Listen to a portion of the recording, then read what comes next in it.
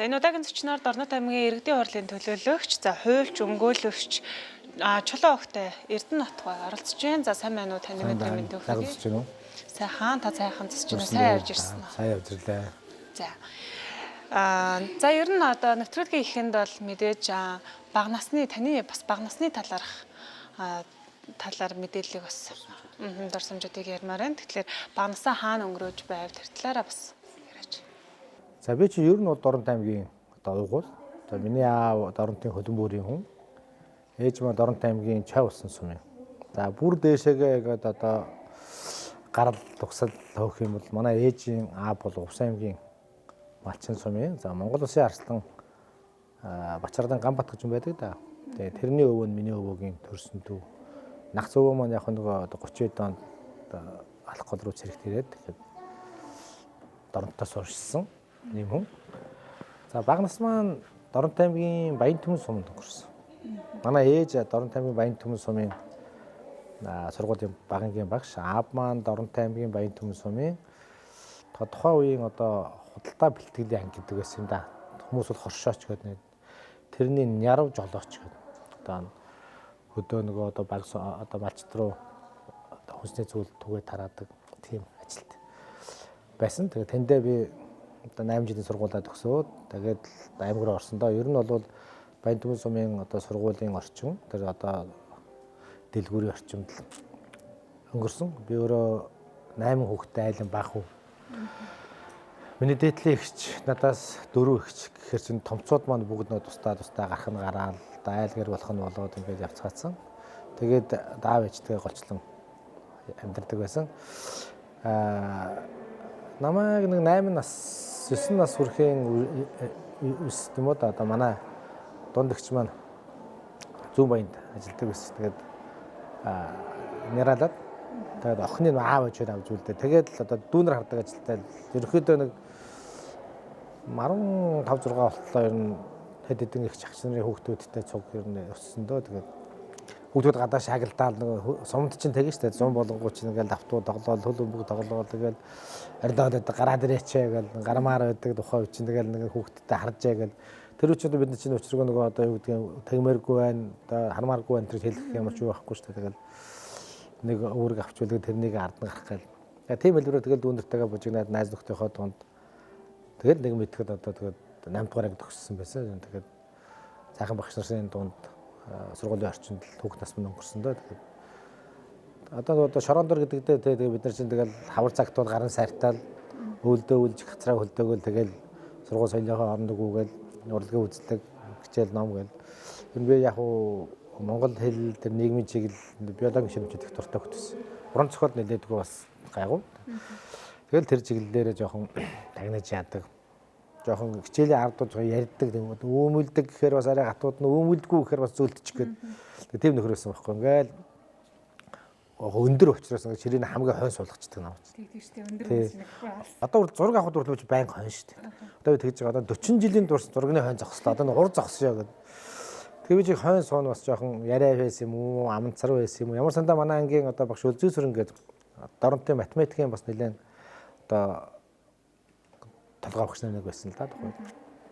Миний эгч болохоор их тоонд их сагт байсан. Тэгэхээр намайг би чинь тэр хойно ингээл яриа л ингээ хүүхдүүд өмөлөөл. Ярих сэдв маань Москва.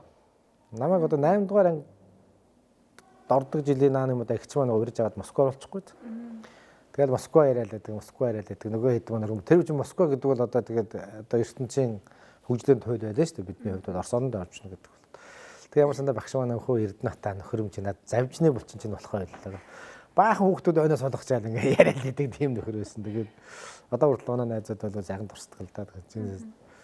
Тэг ер нь бол ангийн нэг тийм хөгжөөдөг гэх юм уу? Одоо юу гэдгийг алиалагчийн дүртэй юм уу нэг тийм л хүүхдүүд ангийнхныгаа бас хөгжөөдөг тийм л үүрэгтэй нөхөр байсан. Тэгээд манай ангийнхан их авьяастай хүүхдүүд. Одоо манай ах ингээд Дорнодын Баян Түмэн сумын тэр төгсөлт 18 дугаар төгсөлт гэж байгаа байхгүй. Тэр төгсөлтүүд дундаа манайхны ер нь жоохон чамбай төгсөлт гэж тооцдог байхгүй. Нэлээд тийм одоо зохион байгуулалттай коллектив өндөртэй анги. Урлагийн үзэгт бас их одоо идэвхтэй оролцдог. Манай ангийн багш тухайн үед Дорж гэж байсан. Одоо тэр хүн бол бас их юм зохион байгуулагч байсан. Дараад нь харьцангуй залуу багшүүд нэрийг аваад амар хүү гэд тэр хүн бол биднэрт ингээд тухайн үед одоо байхгүй. Одоогор бол одоо тийм одоо модернист бүжиг юм уу та ингээд нэг хүү нэгдлийн үе бүжиг заа одоо ингээд дэглээл бид нар чи өөрснөө хувцас хийгээл. Тэгээ яагаад гэсэн хэрэг манай багш дөнгөд өгсөж ирээд уран зохиолын багш. Монте-Кристог бид нарт 2 ботын бүтнээр нь ярьж өгсөн байхгүй. Тэгэхээр бид нар бүгд номон шимтээ тэгээд нэг тийм урал одоо юу гэдгийг эрэл хийлсэн гэх юм уу тийм хүүхдэд болчихгүй. Гэх мэт ингээд одоо урлагын үзэгт их төвтэй орцдог гэсэн. Манай дээр үлзий зүмгш бол өөрөө яг математик хүн. Урлагаас хөндөө юм байхгүй. Тийм одоо урлагийн хэсээ илүүтэй байгалийн шинжлэх ухааны сэтгэлгээтэй. Тэгээ манай аав бол их мундаг дуулдаг хүн. Бүхар түмний язгуур урлагийн хошоо алт медальтай бараг дууг одоо Монголын үндэсний 10 жил визэд бичүүлжсэн тийм хөлбөмбөрийн одоо дууны багш маш үйдэг байсан. Одоо байгалийн төрмөл хүн байхгүй. Одоо яг дуулдаг молдог надад одоо өвлөгдөөгүй л дээ. Тэгээ байж байгаад би ч бас нөгөө ингээд жоох яриа мараа ингээ юм болонгууд ингээ одоо тэр үехээр одоо юу гэдэг юм бэ? Нилээн тийм хөдөлгөөнтэй нүдний гялцсан нөхөр ах энэ тэн ингээ аль бохтон шиг өгөөддөг. Тэгж жагаад одоо нэг хөмөрхүү юм уу юу яа одоо нэг аваа гаргасан юм шиг байна. Тэгсэн багшаа дуудангууд өө чи хөөмөл гэд. Одоо бодлоо нэг намайг цуглаханд нэг хөөмөлчтэй.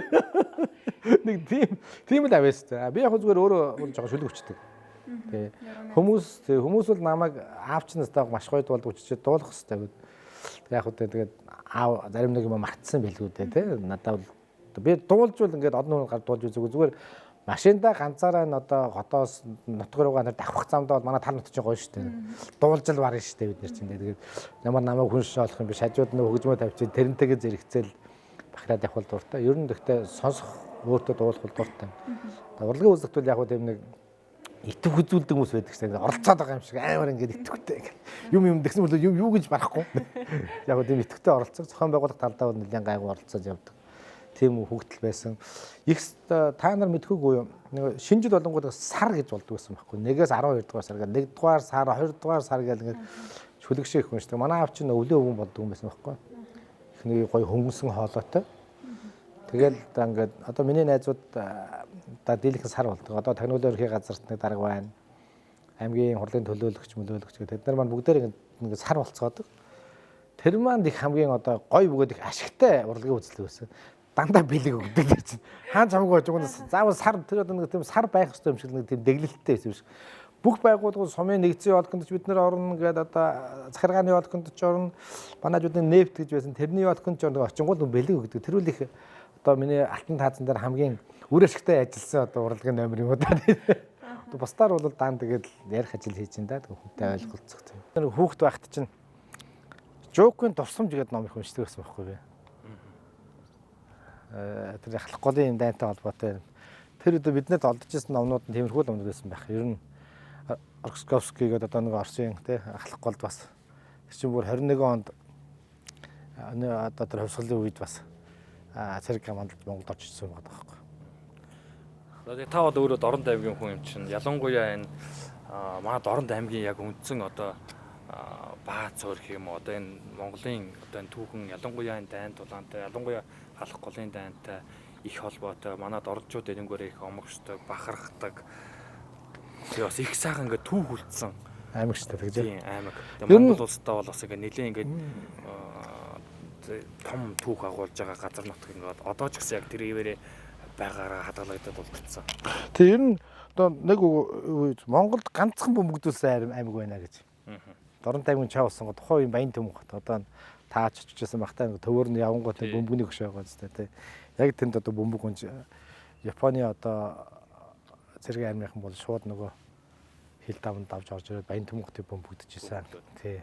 Одоо бөмбөгдүүлсэн ганц хот чинь чавсан гэж. Ер нь яг одоо бидний ярьж байгаа нөгөө хөөтөөс чав болсон чиглэлийн нөгөө логистик төмөр зам яриад байна шүү дээ. Тэр чинь одоо шууд ингээд баян төмөр рент цавын одоо замтай холбогдох гэдэг шүү дээ. Тэр зам чинь нөгөө дайны үед шорхон гормоор баригдсан зам байхгүй. Тэгэхээр бид халах голын дайны бас нэг одоо үлдээсэн юм тэр төмөр зам. Одоо магадгүй эцэг өвгдөө маань 8 насаар олдсон тэр гавьяаг тэрийг одоо их орноо хамгаалахад магадгүй тэр Орсын тухайн Орсын ард түмний те одоо юу бодож ирсэн бид нар хамаагүй шүү дээ. Тэ хамгаалсан тий хамтаа тусалсан магадгүй өөр том одоо зургаараа бид нар юу харж байгааг мэдгүй. Гэхдээ тэнд Орсын сайхан одоо зөвхөн Орос гэхгүйсээ тухайн зөвлөлт холбоот ус гэдэг чинь Орос, Гүрж, Армени, Украин, Беларусь Станы гэдэг орнууд, тий. олон тий. Тэгэхээр тэр олон сайхан аав хүүхдүүдийн амнаас тэнд одоо бидний төлөө өнгөрсөн шүү дээ. Тэгэхээр яг тэр зөвсүүд техникийг татаж оруулж ирэхэд зорилгоор ийм одоо тавьсан төмөр зам одоо биднэрт Одоо хүртэл далаад гарах гарч болох гээд байж байгаа байхгүй. цөөр болцсон. Тий. Одоо ч гэсэн бид нар ордын чинь тэр төмөр замаар хойш юу явж шээ, орш явж шээ. Та нар сайн мэдчихэж нөө мэдэхгүй нэ одоо ингээд Мэнэн явангууд чинь бас юу гэдэг шин. Төмөр замын далан байдаг шин. Мэдхүү. Тэр ихсээс та сайн мэдгүй байгаа. Бас яг тэндээс ирсэн нөгөө одоо төмөр юу чинь тэгэл хэрэгтэй чинь шууд аваад шууд тий ингээд одоо тэр Мэнэнгийн юу халах голын чиглэлт чинь маттын тамсгийн хотор гэж байсан шүү дээ тий 6 дугаар март хотор. Магадгүй тийшээ нөгөө зэвсэг техник татаж ясан тийм аюу хурдан усгсан юм шиг. Тийм далан байгаа. Тэгээ сүүл төмөр замын далан гэдэг одоо энэ 3 загад монголоор ингээд амжсан юм байдаг. Ер нь тэгээд яг энэ дайнтай холбоотой бид нарт бас одоо Монголд баг хамгийн анхны төмөр зам одоо манай Дорнот аймагт байна. Энэ өөрөө шууд эх орноо хамгаалахтай холбоотой ингээд одоо халахын дайнтай холбоотой. Би бас энэ бол аюу том бас. Одоо дурсгал тий дорночдын мөдөж бахархах хамгийн гол юм бол одоо бид эх орноо хамгаалж чадсан. Гэхдээ ганцхан дорночд биш л дээ энэ чинь. Одоо та түрүү ярьжсэн тий одоо Сүхбаатарын нэг сайхан залуу Монгол улсын баатар болтлоо. Тэнд таймнасаа студент ингээд хаавс усаас миний өвөө ирээд тэнд одоо ингээд цэрэг болоод гэдэг ч юм уу. Тэгэхээр Монголын тусгаар тогтнолын тэр тусмаа Монгол төрийн одоо шинжилгээ өөрчлөлтөд цэцэн хаанчууд тий оруулсан хувь нэмэр гавьяа одоо. Тэгээ бүр дээрээсээ ярих юм бол нөгөө Есүхэн Тэмүүжин гэдэг Тэмүүжин гэвчсэн байна гэдэг чинь тэгэл одоо Сүхбаатар жанжин чай болсон одоо тэгээд энэ Мянган генерал тий Монгол орныг ингээд болсгоо үед ерөнхийдөө нэг төвхнүүлж исэн удирдагчид бол ерөнхийдөө ингээд зүүн аймагуудаас голчлон байгаад байдаг тий бас яг бусад аймагуудаас би тий бол ерөнхийдөө түүхэндээ ингээд цаг ингээд товоож гарсан хүмүүс нь тий товоож гарсууд нь бол ерөнхийдөө зүүн аймагууд Мандаа Батар Дамжин сүрэн ингээд тий тэгэл байна. Одоо Маршал Чаа болсон тий манай Дамжны Сүхбаатар Жанчин байна. Тэгээд түрүү хэлдэг чинь дээшээ явах юм Чингис хаан ингээд ер нь бол энэ цэцэн хаанчууд бас их томоохон оройтой л доо. Миний хуульч мэрэгжлийг сонгохдоо би одоо яг тэрнээс болоод ч юм уу эсвэл хэн нэг надад нөлөөлөөд ч юм уу биш хуульчийн тухай сонгоог. Түрүү ярьсан Монте Кристо гүн гэдэг ном багш ярихгүй. Тэгээд ер нь аймаг номонд оруулсан. Тэгээд тэн дотроос хэн нэг шүүх асуудал бол их одоо ухаантай үн хийдэг ажил юм байна гэж бодохгүй. Хоёрдугаар би бас одоо тухайн үед одоо тооцоолсон юм уу одоо хүүхдийнхаа оюу ухаанаа шүү дээ тооцчихгүй. За би харьцангуй математиктээр яваад бол үр дүнбэл харьцангуй бага байна. Тийм учраас надад бол яг ингээд зохион бичлэг хийхэд би ангидаа бас гайгүй бас биччихдэг тийм ингээд найруулж мариулах юм даа дайггүй өөрийнхөө хэмжээндээ ингээд бас хэдэн үг хэлэхэд ингээд явцдаг. Хэлсэн ярьсан маань хүнд хүрээд байдаг учраас за би хүнтэй ингээд шууд харилцдаг л ямар нэг мэрэгжил сонгох хэрэгтэй юм байна. Гуравдугаар би жоох ингээд айс хандрахаараа бас жоохон ярьж хацдаг гэсэн байхгүй. Тэрийг даван туулах хэрэгтэй надад байнга боддог. Ягаад гэвэл нэг хүнээс дутуу юм шиг мэдрэмж төрөөд байдаг гэсэн байхгүй. Тэгэхээр би энийгээ даван туулахын тулд надад ярих л хэрэгтэй байгаа шүү дээ, тийм. Би ярих даван туулах хэрэгтэй. Тэгээд л ер нь одоо өөртөөгөө л ингэж одоо ярьдаг байсан. Тэгээд 8-р ангид орох үед 8-р ангид орох үед би аль дээр одоо хуульч гэдэг үгсийг сонгох нь зөв юм байна гэсэн. Би хуульч гэдэг яг юу вэ гэдгийг мэдэхгүй. Ямар ч байсан ингээ хуулиар одоо хууль хэрэгэлдэг л түнгэж мэднэ. Гэхдээ би хүнтэй харьцдаг гэж мэднэ те. Тэгээд явсан 9-р ангид орсноос хойш бол нийгмийн шинжилгээ ухаан гэдэг хичээл ордог шүү дээ. Тэр үед нийгэм гэдэг гэсэн. Тэгээ манай Батбаяр гэдэг одоо багш залуухан багш назар надтай таарсан. Тэр хүн бол надад орж байгаа. За чамд тийм боломж байна гэх. Тэрнээс хойш тэр намайг нийгмийн хичээлүүдээр бэлдсэн. Нэлээдгүй бас үр дүн бид нар гаргаж ирсэн. Тэгээд тэндээс нөгөө нийгэм гэж юу нь юу юм те. Хүний хүн хоорондын харьцааг юу зохицуулаад байдгийг миний нөгөө бодож ирсэн хууль гэдэг юм чинь дарга хүмүүст те хүнээс илүү болох тухайн асуудал биш юм байна. Гэхдээ энэ бол хамгийн чухал юм байна. Хэдийгээр өдөр болгон тэр байгалийн шинжилгээ ухаан шиг одоо ингээд бодтой тооцоол гаргаж чадахгүй ч гэсэн хүний нийгмийг зохицуулахад хамгийн чухал юм бол хүн хоорондын харилцаа зохицуулж байгаа юм нөгөө бичгийн болоод бичгийн бусдад зааж хэм хэмжээнүүд юм байна гэдэг юм ойлголт төрөөд лавшраад ер нь бол 10 дугаар ангид ороход аль дээр хуульчийн талаар өргөн одоо ойлголттой хүрх ирээд рүүгээ нэлээд тод хартсан тийм хүүхд байс харамсалтай эхнийхээ одоо конкурсын дээр бол хангалттай оноо авч чадаагүй юм уу? Орос хэл гэдэг юм дээр унаад. Тэгээд одоо тэр үчинд өндөглөнө гэдэг үс нэг 3-0 авчихгүй. Өндөглөө. Тэгээд миний нийгмийн шинжилгээ ухаан нийгмийн хичээл монгол хэл дээр авсан оноо маань нөгөө хичээлэндээ ингээд дунджаар дарагдаад доошилсон. Тэгээд яг тэр жилдээ 1993 онд бол би сургуульд бол орж чадаагүй. Тэгээд Орсын холбооны улс руу 18 настай. Одоо гол гоё юмнэр бизнес л дээ. Тэр үеийнхээ бол ганцхан 8 гэдэг юмд 18 настай хүүхэд хичээгээд аваад явжсэн. Миний хчүүд Москвад сурдаг тийм хүн байсан л да. Яг хөө тэгтэн болдог. Манай дордчууд бүгд хойшоо ер нь дийлэх нь Орос руу 8 хийж эхэлсэн. Тэгэл нэг ширхэг юм жижиг одоогоор бол 1.5 2-ын хэмжээтэй юм одоо жижигхэн хевс дөрвөлжилж явах гэж аваад амьдралын замд гарсан да. Тэгээд том хүн болсон доо. Тэгээд энэ хэд гисэн хугацаанд би 4-5 жил бол Оросд амьдраад 8 хийгээд 19 20 хүрээгүй байхдаа би ээж авдаа 2 өрөө байр авч өгчихсэн байхгүй. Гэтэл миний нөгөө тэр ингээд нэг болондоо гэж бодсон бодол ягаад ч орхигдоогүй. Миний агч нар бас мундаг л да. Намайг одоо миний дөө юу одоо бэлээ одоо сургуультаа сураа гэдэг. Тэгээд намайг уцаад 93 онд биш 96 онд Улаанбаатарт авчираа сургуульд орсон. Гэтэ улс төрийн сургуульд оруулчихсан намайг. Тэгээд намайг Москвагаас ирээд сургуульд ороход увсаас манай Цэдэнбалжир гэдэг найз ирээд. Тэгээд 3 жил гарan болцсон хоёр жоохон нэг настай юу гэдэг юм бэ? Юм үтцсэн гэх юм уу жоохон зөнгөр болцсон хоёр нөхөр нэгдүгээр курст ороод анх Намнан сүрэн гэдэг хүний Оросын цагаан хаанд очиж одоо Монголын цухаар тогтны талаар төгсөл тавьж ирсэн асуудлаар маргаад муудаад танилцчихсан. Тэрнээс хойш бид нөхөрлөд нэгдүгээр курсыгаа хоёрдугаар хагасаас сургуулийнхаа захирлыг та энэ сургуулийн төлбөрөөр одоо ингээд машинда их бензин хийгээд байна ч үлээ засвар хийгээд байна ч үлээ нэг юм хэлээд тэгээд сургуулиас бид хөгжсөн. Тэгээд тэр үед бас их засгийн нэг охин бид нэг клуб шиг юм ажиллаж ирсэн байхгүй одоо. Тэгээд тэрэн дээр ч ингээд ярьдаг байсан.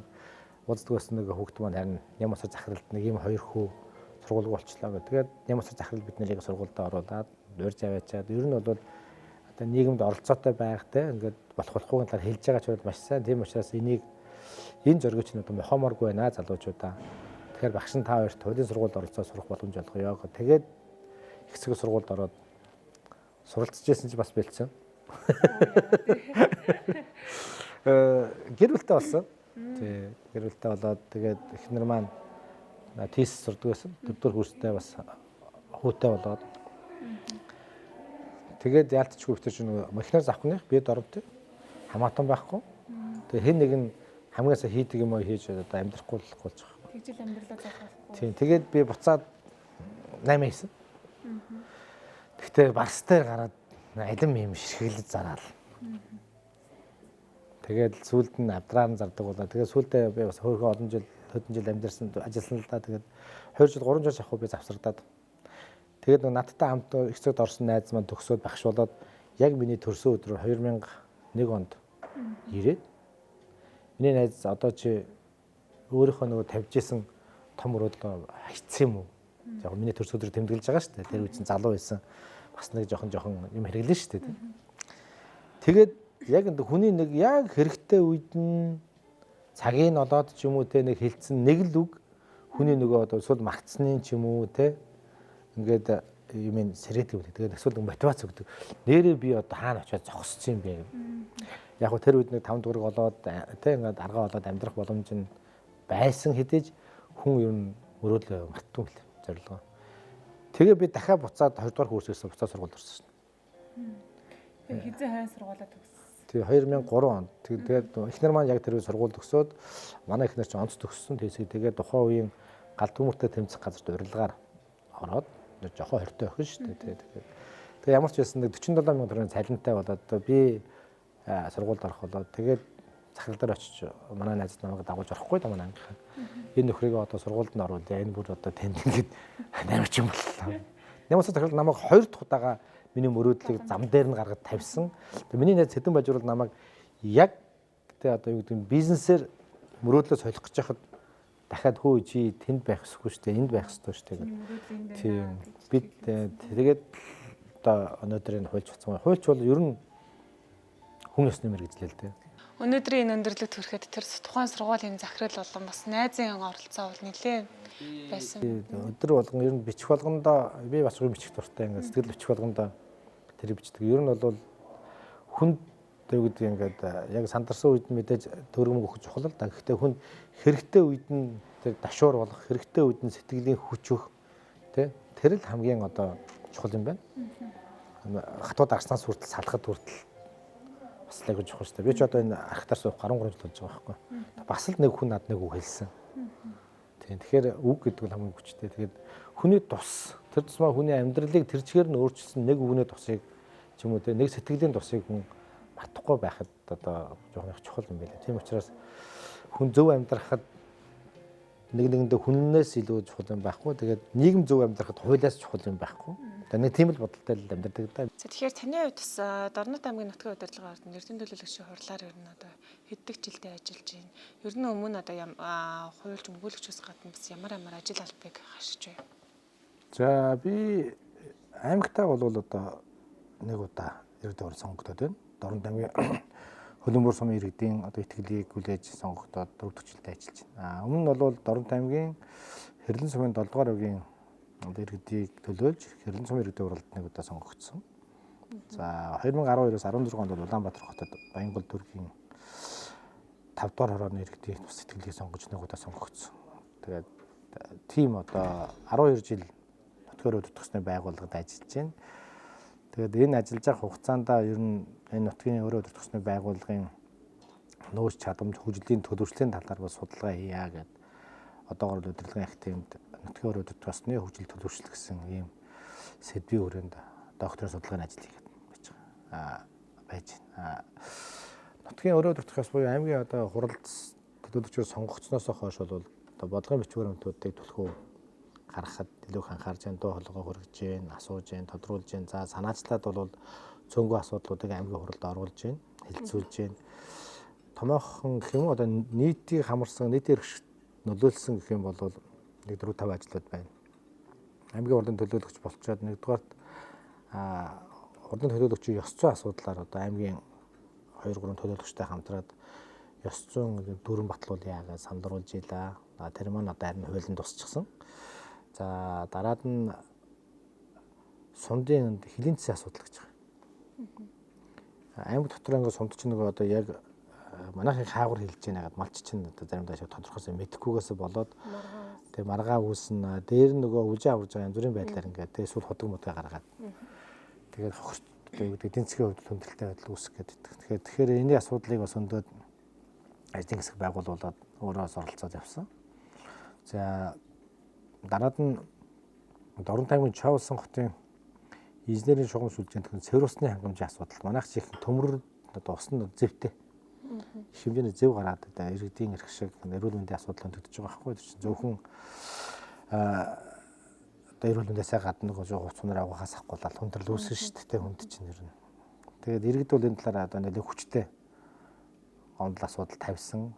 За түүнийг хүлээж аваад бас дуу хоолой болоод улсын хурлын төвшөнд одоо аймгаасаа сонгогдсон гишүүдэд хандаад улмаар аймгийнхаа одоо хурал аймгийн засаг даргын төвшөнд асуудлыг хөндөөд за сошиал дээр бас хүмүүстэй одоо иргэдийн дуу хоолой давлгаалтыг дамжаад одоо өрөө халаад ажилласан. Үүний хүчинд бол бас нэг 22 онд хахад 4.5 орчим 5 орчим тэрбум төгрөг бол аймгийн төсвүүдээр бол тавилсан тодтоглоор тавьж нөгөө салбар төв магистратаас нь салбарлаж байгаа шугамуудыг бүгдийг солиод дахиад цэвэр усны шүүлтүүрэх шүүх тэр нөгөө элсийн шинжилүүлээд ингээд тодорхой хэмжээний хөрөнгө оруулалт бол оруулж чадсан. Мэдээж энэ дээр бас л нөгөө иргэдийн оролцоо, олон нийтийн дэмжлэг те нөлөөж байгаа. Гэхдээ одоо төлөөлөгчийн хувь санаачилж энэ асуудлыг бол ажлаар болгоод явсан, албан бичгүүдэд өгсөн гэдэг ч юм уу те.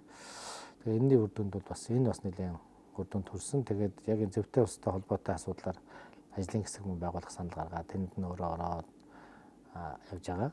За үүнтэй холбоотойгоор нөгөө нийтийн аж ахуйн удирдах зөвлөлд бас орж ажиллаач гэдэг саналыг бол тавиад тэнд нь ороод бас дуу хоолойгоо өргөд явж байна. Гуравт нь бол энэ барилгын чанарын асуудал байна. Ялангуяа одоо сүүлийн үед танай аймагт ч гэсэн Дорнод аймагт ч гэсэн барилгаж хууль явц харьцангуй бас ихс чинь нэмэгдэжээ л да тий. Гэхдээ бид нар нөгөө чанартай байх асуудал чухал. Хүн чинь одоо ипотекийн зээл дээр байна уу, одоо бэлэн худалдан авалтаараа ч байна хамаагүй нэг насныхаа хөрөнгө оруулалтыг өөртөө хийж байгаа байхгүй. Тэгэхээр тэр барилга чанар стандартыг хангасан байх асуудал чухал байдаг. Тэгээ энэтэй холбоотой бас мөн иргэд надад хандаад гомд санал гаргаад одоо сүүл баригдаж байгаа барилгуудын чанарын асуудал ханан цуурчдаг гэх юм уу те ингээд ийм асуудал байна.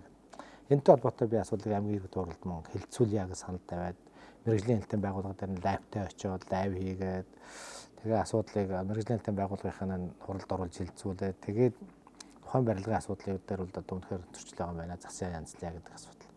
Дараад нөгөө улсын комисс гэж нэг хүмүүс байна шүү дээ. Хэсэг нөхдүүд одоо зарим тохиолдолд одоо хүмүүс хардаал гэдэгтэй авилга авч байгаа. Тэр барилгын тухай хууль заасан нөхцөл бүрдээг байхад барилгыг улсын хүмүүс хүлээж авч байгаа асуудал үүсээд байгаа байхгүй. Одоо захтааж чадахгүй байхад ч юм уу. Яг энэ асуудлаар дахиад би аймгийн хуралдаанд хэлцүү тайлбар авъя гэдэг хүмүүсийг оролцуулаад энэ талаар мэдээлэл авсан. Ер нь бол аймгийн одоо удирдлагад ийм зөрчил байна. Энийг засч шийдвэрлэх одоо шаардлагатай зөв хүмүүсийн тэр холбогдох газрын шалгуулаа гэсэн бодож өнөөдөр бол арга хэмжээ аваагүй байна л да. Гэхдээ тэр нөгөө хамаарах агентлаг нь бол ажлын хэсэг гаргаад жоох ажлаа сайжруулах гэж оролдоод байгаа. Барилгыг улсын комиссд авж байгаа тэр нөхдүүдийн одоо юу гэдэг үүргээ сайн биелүүлэхгүй бас болоод барилга зөвхөн хан юм уу те таац юм муугасаа гадна нөгөө газар доогоорох инженерийн шугамшуулж муу гараад байгаа байхгүй. Чанарын шаардлага хангахгүй одоо тэр юу гэдэг нөгөө цэвэр бохросны шугамшуулж яриасахгүй болоо те тэр дор нь ушууж. Тэгэхээр энэ одоо барилга хүлээж авч байгаа улсын комисс уу аймагтд байгаа шүү дээ. Тэднэр тавих хяналтыг сайжруулахгүй болвол энд нэг давуу байдал болгодог ч юм уу тийм асуудал түгээмэл байна. Тэрнийг хэлцүүлсэн. За дараад нь манайч нөгөө хилээр иргэд тээврээр ихслэр зочдөг шүү дээ тийм. Тэгээд тэн дээр нь Дорнод аймгийн авто тээврийн газар бас нэг хязгаарлалт тавиад ингээд одоо бид нар дундын гэдэг хүмүүс яриад байгаа. Тэр дундын тээвэр хийдэг жолооч нар надад бас хандаад төлөөлөгчийн маань хувьд шүү. Тэгээд энийг бас аймгийн иргэдийн хуралд оруулаад аймгийн авто тээврийн газрын дараагаас мэдээлэл сонсоод тэгээд 23 онд 7 сард санаж байна.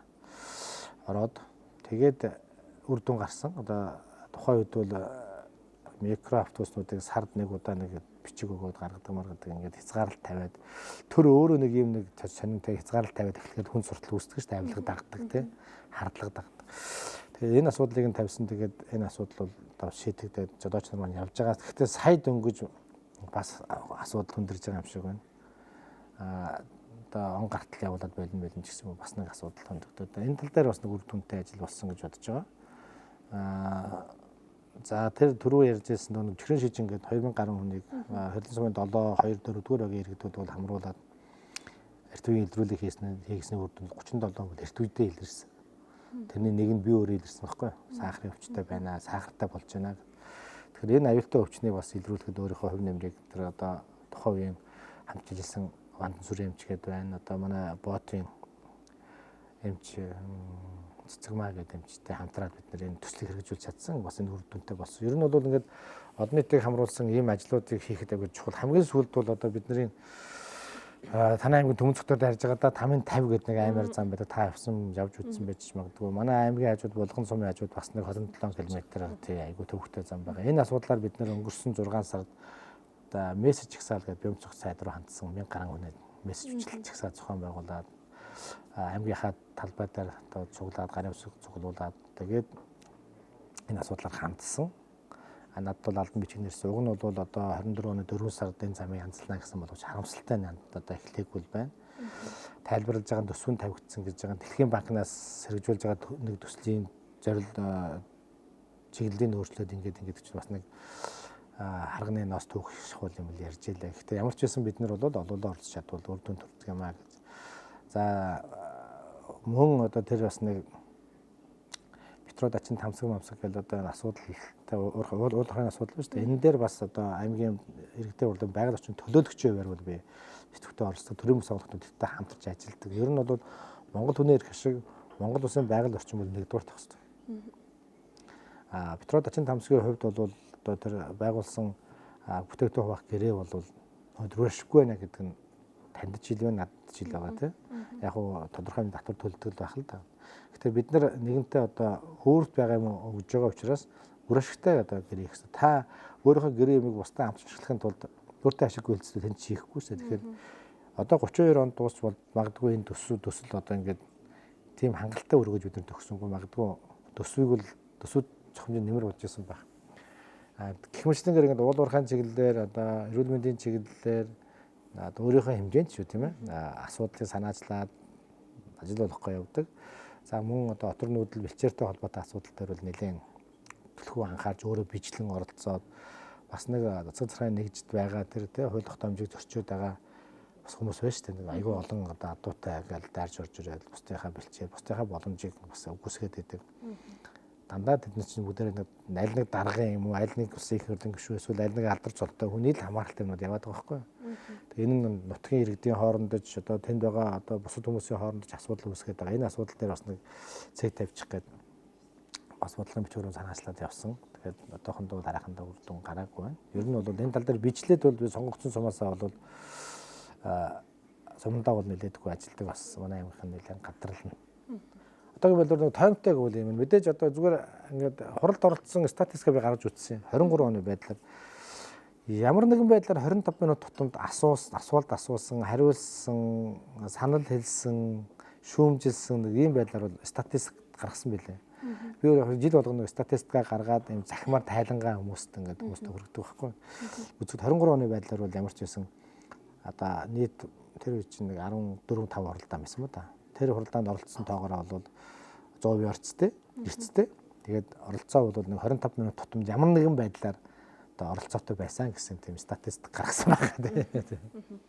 Одоо ер нь залуучууд, хүүхэд багчууд руу чиглэсэн ер нь яг ямар бодлогыг барьж ажиллаж байна. За мэдээж аймагаас тодорхой төрөл одоо нийгмийн давхар руу чиглэсэн төсөл хөтөлбөр хэрэгжүүлж байгаа хүн болох багасаа гэдэг ч юм уу тийм. Яг залуучуудад чиглэсэн тодорхой бодлого гэх юм бол тухайлсан юм байхгүй. Яг нөгөө оюутны нэг тэтгэлгүүд шийдэж байгаа. Бусаж орон нутгад ярьж ажиллах. Үнэн нөөцийн бол усан хүчний бодлого байх. За аймгийн хурлаас бол нөө сумдад 8 айлын орон сууцуд бас барьж эхэлж байгаа. Төсвийг батлаад ингэснээрээ нөгөө сумдад одоо залуу усан хүч орж ажиллах боломжийг татах зорилготой. За цалин урамшууллын хувьд бас Дорнод аймаг бас бид нэр асуудал шийдсэн. Орон нутгийн нэмэгдэлгээд одоо хуулийн боломж гарсан учраас тэн дээр бол Дорнод аймаг орон нутгийн нэмэгдэл бас дажгүй сайхан ядангуй сумдынхаа ажилчдад бол тухайлбал одоо газрын наамал гэдэг ч юм байгаль орчин байцаагч тодорхой албан тушаалууд дээр тухайлж байгаад бас нэмэгдлүүд нэлээдэггүй байгаа. Тийм учраас яг юм бодлогын юмнууд бол явж байна. Тэгээ яг нөгөө одоо хувийнхын хөгжлийн талаас нь юм уу, тэгээ амьдрах орчныг сайжруулах асуудлаас нь юм уу, эсвэл тэнд залуучуудын ажлын байр өршөлтгүйч чадварыг сайжруулах талаас бол бас хангалтгүй. Би өөрөө дотор нь байгаа хүнүүд энэ чинь мэдээж одоо миний ч зүрх баг. Гэхдээ би чинь цөөх. Учраас одоо үг хэлээд бол нэг тэр газар авахгүй л да. Яг уу барьгаар илэрхийлнэ. Тийм л төвшөнд байна да. Яг ер нь одоо төсөв хөтөлбөрүүд бол байна. Нэр заасан. Үр дүнгийн асуудал бол саяны нэг ярьж байгаа тэр ажлын байр өршөлтгүйч чадвар залуу хүн байх хэрэгцээг хангах хүч байх асуудал жоохон дут байж байна. Тэгэхээр таны хувьд бас чөлөөт цагаар одоо бол та ажил мэргэжил гэдэг ингээ явдаг. Чөлөөт цаг мэдээж хүнд гардаг л ах. Чөлөөт цагаараа юу нэг үед сонирхол ер нь бас юу вэ? За одоо би чинь хөдөөс үгт шүү дээ. Гэхдээ яг малдар хвшилтэй. Сумын төв үгтэй шүү дээ тий. Тэгээд одоо Сүхбаатар хинтээ Дорнодынхны одоо нийтлэг л бай байгаа шүү дээ. Тиймэр тий. Би нэг хэсэг яг нэг сургууль соёл ажил төрөл гээл ар амьдрал гээд яг ягаагүй. Одоо анхаад тийшээ ороогүй дээ. Яг манай ээж багш аавч удаач учраас яг малтай бас байгаагүй. Гэхдээ найзууд нөгөө морь мал унаад явахаар бас их сонирхдаг дагдаг. Тэгээд жоох юм үлдэхгүй. Тэгээ 13 онд шиг санаж байна. Би Хөгжлийн төлөө үндэсний газрын дарга байсан Улаанбаатар хотод. Тэгээд нэг Дорнод руугаа нэг бас энэ шалгалтын ажиллаар очихгүй. Тэгээ миний найз Дорнод аймгийн Баянтүмэн сумын өдөр хурлын дарга төгсмөлдөх гэдэг миний багийн найз. Миний хүүд нэг байц бэлгэлсэн байсан юм байна. Мэдээгүй байхгүй. Тэгсэн чинь нөхөр харин өө чи одоо тэр юугаа авал да. Бэлгээ авал да 3 4 болчихлоо гэд. Тэгээд ер нь буцаад нөгөө очисон чинь одоо нэг шаргалгүй надаа. Нөгөөх маань үрээтэй, даахтай, унахтай ингэ 4 болчихсон. Тэгэл аваад буцаад ер нь одоо жоохон сонирхсон доо. Буцаад нөгөө зорилдог, сонирхдаг юм руу орсон. Тэгээд одоо бол чөлөөт цаг гарвал адуун дээр очих дуртай. Тий. Саяхан хүртэл нь очихоор нэг янд юу ч бодохдохгүй нэг гүнэр нэг тайвширдаг штеп. Би чи бас ингээд бас хэрэндээ хөөхөө стресстэй ажил хийгээд байдаг учраас нэг жоохон тайвширчих юмсан гээд очдөг. Одоо бол Баянтүмэн сум, Дорнодын Баянтүмэн сум Галентийн Гавь гэдэг миний найз дээр одоо миний хэд адуу байдаг. Тэгээд тэн дээр очих дуртай. Бас хөөхөн суманд нэг 7 8 мөр оруулсан шүү би ч гэсэн. Тэгээд найз маань голдуу юм л да. Би хажууд нэг одоо хөгжин дэмжих маягаар. За тэгвэл морин сонирхолтой хүний хувьд одоо сүүлийн жилүүдэд бас эрлийцжүүлэх ажил нэлээд явагдаж байгаа шүү. Энэ дээр ер нь та яг ямар байр суурьтай? Наа шуурган чи би бас өөрөө орсон шүү дээ. Тийм үү. Сая ороод манай Доронтын баян төмж нь 2 жил судалчихж байгаа байхгүй. Тэр 2 жилийн зуданд бол үнэхээр эрлийц одоо лавл салхисөрөөд нөгөө одоо бид нар чинь бидэрч очиод олоод ингээл буцаагаал татах гэхээр салхин өдөө явахгүй байхгүй. Одоо нөгөө минийх бол аймарын одоо том үсэг шиг 100% биш шүү дээ. Тэр нэг одоогоор бид нар шууд тоолдог болчихсон та 20 50 30 70 малаа гэд ямар нэг тоотой тэгээд тэгтэл ингээд салхисөрөө шууд ингээд дахин аваад адуудаа хүзүү тавиад явахгүй байхгүй. Бөксөр ухарчаад тэгээд би одоо манай найз бүтээр ярьж байгаа. За ер нь бол хоёулаа эрдэжүүлэх шуурганд их орж байна. Байгалийн шуурганд жинван дэсгүй байна. Ер нь бол тэгээд хажууд байгаа Монгол азраг бол жоохон эргүүл ихтэл тэгэл зүг аваад яваад гэж байгаа. Тэгэхээр ер нь бол яг сайжруулалт хийх мих нь бол би өстө мэдэхгүй генетикөө хурдл төрүүлүүлэх хүсэл эрмэлзлийг нь бас мохоож бас болохгүй тий. Гэхдээ ингээд бүр ингээд сүргийн бүтцийн хувьд Монгол адууг ингээд бас ийм болгочихвол одоо энэ мэт саяны методыг бол давхгүй тий. Малчтад улам их одоо зарлага. Энэ их хадлан хатаж байгаа чи бас тэр нөгөө нэг одоо тэжээлийн адуу ихсэндээ холбоотой юм байл шүү дээ. Тий. Тэр болгон чи өхөр бас гашаан дотроо ингээд ногоон шүдээ цугаад байдаггүй байхгүй шүү дээ чинь. Бас нөгөө бэлчээ явчихна. Тэжээгдэж байгаа адуу за тэр зам тэр одоо таны ярьж байгаа нь эрлиз гэдэг нөхдөд чинь бол байнгын гашаан дотор болж игэл бараг зунаараа ногоо өвс хадуулж авчраа амандаа хэлчих гээд байгаа. Тэгэхээр энэ их өвснөө хэрэгцээ чи бас одоо нөгөө энэ цус өндөр одоо юу хувь өндөр болж байгаа адуутай холбоотой. Одоо манай найз төр ч ярьдаг. За 1500 боодол ус авахд бараг 8 900 мянгаад нь тэр хэдэн тэжээж байгаа адуунд ингээд өксөөр дуусчих байгаа байхгүй. Өөрхөн нөгөө одоо муу нэртэй ингээл одоо олон гэлгаа тэр хөр хончин бол тэр болгон тэр өсөдөөд тэрнээс нэг яагаад байдаггүй бэлчээрд гараад цаг агуулж явчихж байгаа. Тэгэхээр эрлийжүүлэх асуудал дээр ер нь бол малын одоо юу гэдэг удмын сан тэр энэ дээр бас ер нь төр бас бодолтой хэрэгтэй байх л да. Тэгэхээр одоо сайжруулалт хийж байгааг нь бол одоо би одоо мэрэгжлийн хүчээс буруутгах чадахгүй. Бас өөрөө тэр донд нь автцсан учраас бас одоо буруу зөвж чадахгүй. Гэхдээ бол үндэсний дархлаа, үндэсний өв соёл тэгээд дээрэс нь одоо малын одоо удмын сан одоо янз бүрийн байгалийн бэрхшээл төсвөртэй байх байдлаа бодох юм бол уугуул мал хамгийн чухал юм байна гэж бодож байгаа. Тэрийг бол дэмжиж байгаа. Зүгээр тэр уралдах барих асуудал дээр бол одоо яадгийн сайжруулалтаа хийгээд явах нь хүмүүсийн асуудал байна. Гэхдээ эн чинь давхар ингээд өөр дагавар байгаад одоо тэр хадлан тэжээл энэ тэр яг тэгэхээр хаанаа бодмоор л асуудал юм байна. Тийм л бодлоо. За бидний нэвтрүүлгийн цаг өндөрлөх нэлээд төгсөн байна. Тэгэхээр бас нэвтрүүлгийн төгсгөлд одоо 103 аймгаас нэр дэвшигч байгаа. Тэгэхээр бас 103 аймгийнхаа сонгогч нарт бас хандаж юу гэж хэлмээр байна. 103 аймаг бол өөрөө одоо Монгол төрийн шинжилэлт өөрчлөлт давлгаа болгонд манлайлдаг аймагуд л та. Түүхэндээ ч тийм. Тэгээд одоо хамгийн сүүлд ихтэл зориг агсан, дашвалуур агсан гээл тийм. Дандаа л одоо Монголын түүхэнд оройтой манлайтай явсан. Тэжин Чингис Богд хаан, Сүхбаатар Жанжин, Жирай болсон, зориг Манлайбаатар Дамдын сүрэн. За тэгээд одоо Сүхбаатараас ихэд нөгөө дашвалуур агсан тууштай их орончтой ингээд одоо түрүүн бид нар очисон Яндон генерал тий гэх мэтлэнгээр ингээд тэгэхээр бид энэ нийгмийн одоо өөрчлөлт салхийг одоо хүсэж байгаа шудраг ёсны өөрчлөлтөд мэдээж одоо зүүн талаасаа түүчилж чадах хаа гэж бодож байгаа. Хэн нэг муутгамааргүй байна, хэн нэг буруу шаамааргүй байна, хэн нэг муухай одоо юу гэдгүүгээр зүхмээргүй байна. Зүхмээргүй байна. Тэгэнтэй одоо тэднийг сонгосон одоо бидний буруу тий. Үнэхээр тийм одоо нөхцөл бидний төвчээд байсан бас бидний буруу. Зарим нэг юм одоо төвчээр алдаа тесрэх хэрэгтэй байна л гэж бодож байна. Тийм учраас зүүн одоо бүсийнхаа ард түмэнд сонгогчтой хандлага зөв сонголт хийгээрэй тий. Түрүүн бид бас ярьжсэн нөгөө миний нутгийн сайн ах тий. Сошиалаар хараад энэ мундаг хүн одоо янз бүрийн PR-ын одоо гоё юм нөлөөлөлд автаад энэ өстой төрцөн амтан байна да нэг сонгоё гэдэг юм уу.